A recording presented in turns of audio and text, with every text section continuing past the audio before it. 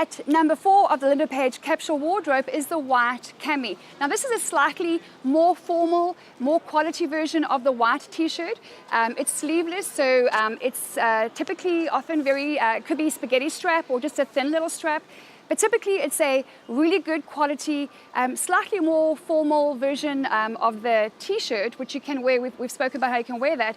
But the white Cami is a modern, soft, feminine, and floaty item. It's not a fitted vest that sits against you, because that is a very different look. It's a much more versatile option if you use it as a floaty, non-fitted Cami. Again, it can go under a beautiful leather jacket with your skinny jeans and your white tennis shoes.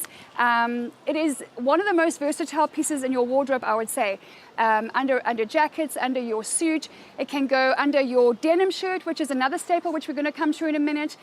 You could wear your little white Cami with a denim t-shirt and a pair of shorts and some cute little sandals.